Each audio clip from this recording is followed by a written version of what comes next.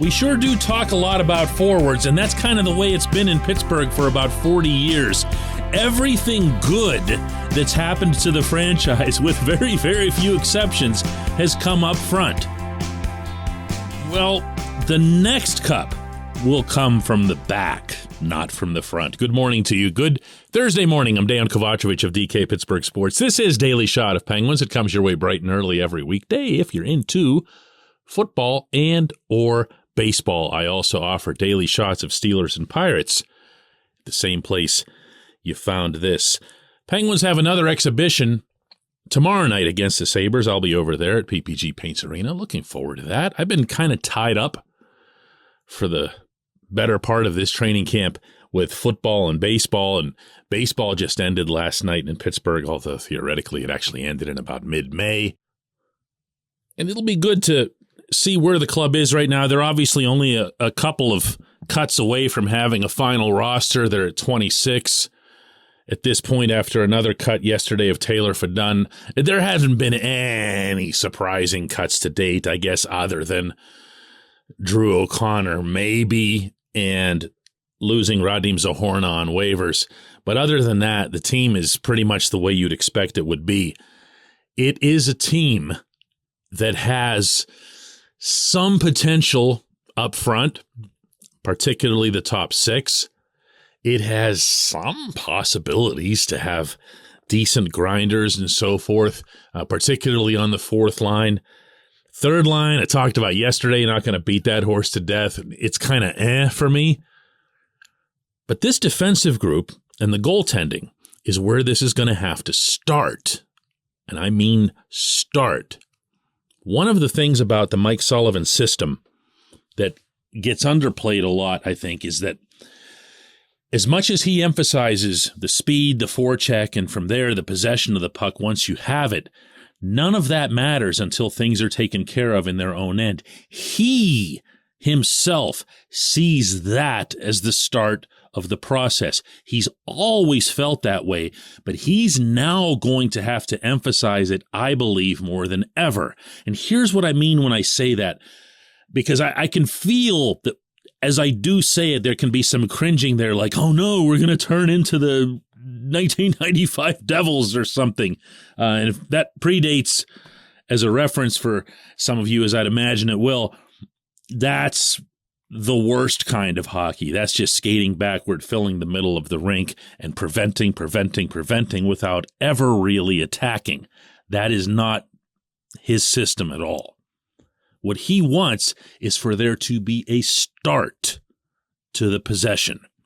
He doesn't particularly care how it comes, which is where it can look a little bit different, the way the Penguins play at their end versus how they play at the far end.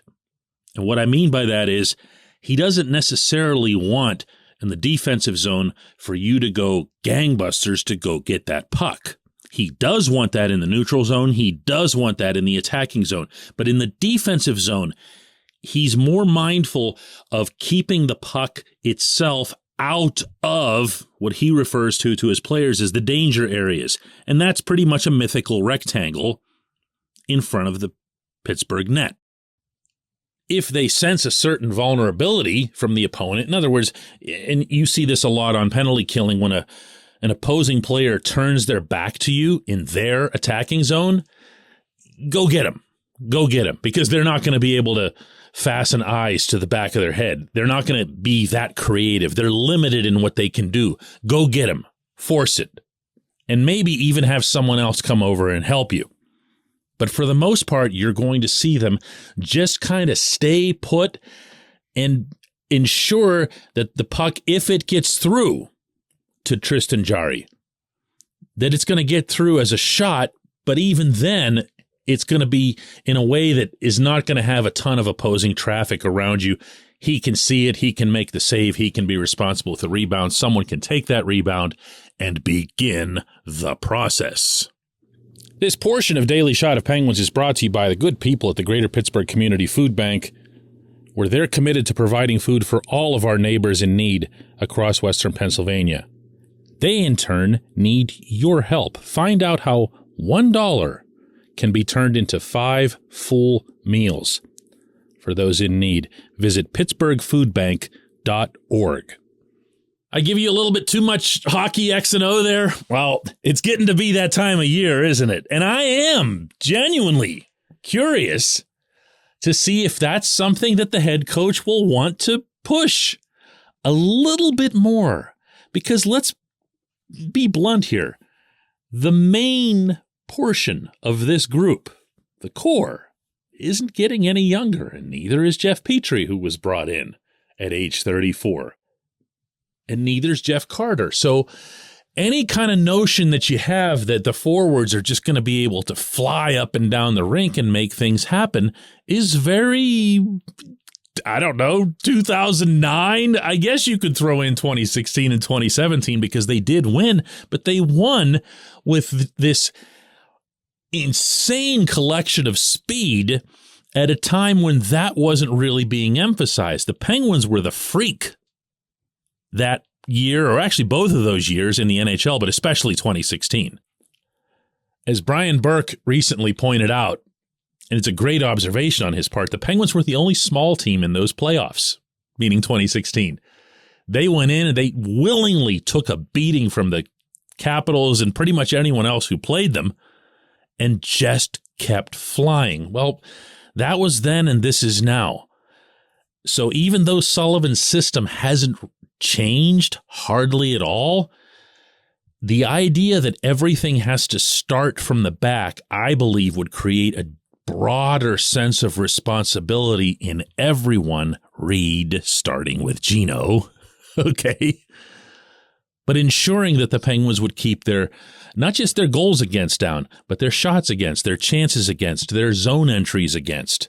It would make them a smoother, more responsible, what's the word I'm looking for here? Like a more adult team. You know, a team that kind of plays like the older, smarter guys on the rink. That's a good approach for this group for a couple of reasons. One, they got a better chance of winning. Two, they have a better chance of lasting, meaning physically and otherwise, through a long regular season to be as fresh and healthy as possible into the playoffs. When we come back, J1Q.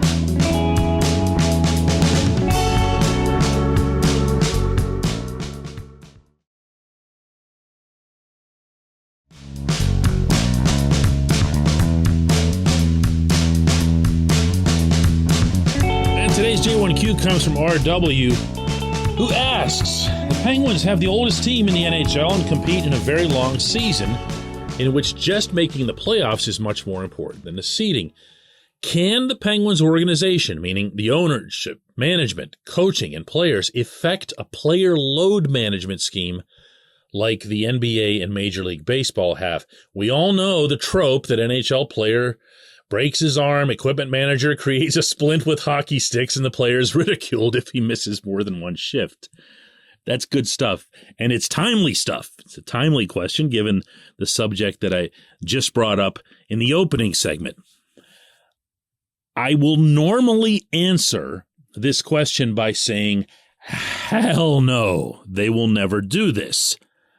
The main reason for that is that Sullivan will answer the question that way. When it comes to load management, I'm guessing that you're referring to sitting out X number of games. This is something that I've talked about on this show. If you have 82 regular season games and you go through and you find, let's say, 12, all on the road, all involving some sort of back-to-back situations or home-and-home situations or extensive travel situations, I would do this. I would do the thing you're talking about, and I would have a conversation, a sit down. And this is why I think you brought this up, ownership, management, and everybody sitting down and saying, listen, you're 35 years old. We do need to get into the playoffs, but we don't care where we finish in the Metro.